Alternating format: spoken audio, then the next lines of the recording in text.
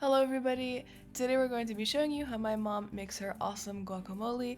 What's awesome about guacamole is that you can eat it with so much stuff. You can eat it in tacos or as a snack with chips or just by itself. So very versatile like that, and it's awesome, so you should make it too. But yeah, she's going to include a separate video for when she made the tacos alongside the guacamole, so you should check that out if you're craving them. So first we're going to start off with cutting up all of our vegetables, even though tomato is technically a fruit, but that's okay. And chop it up to your preference in terms of like how chunky you want the guacamole to be. If you want it super thin, chop it fine. If you want it thicker, make it a little bit bigger pieces than one. So my mom's chopping it pretty fine right now, and I'd say this texture is really nice for us. So yeah. Then you're going to move on to chopping up some, I think that's cilantro.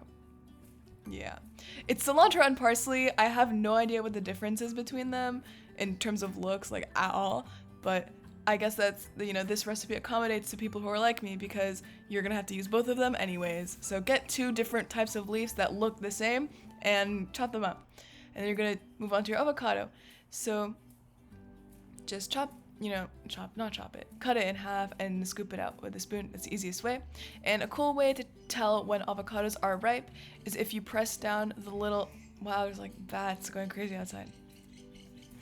But a cool way to see if avocados are ripe is if you press down the little nub stem thing at the top and it goes in super easily, that means it's ready. And if it doesn't, then you should probably give it a little bit more time. Obviously, you could just squish it in your hands to tell, but I don't know, if you want to tell people like, I don't know, a super cool way to do this, then you can. So then you're gonna mash it all up with a fork on a surface and separate from the bowl, because that just makes this process simpler of just mixing it all. And you're going to add some salt and some lemon juice, and you're gonna mix it all up. Yeah.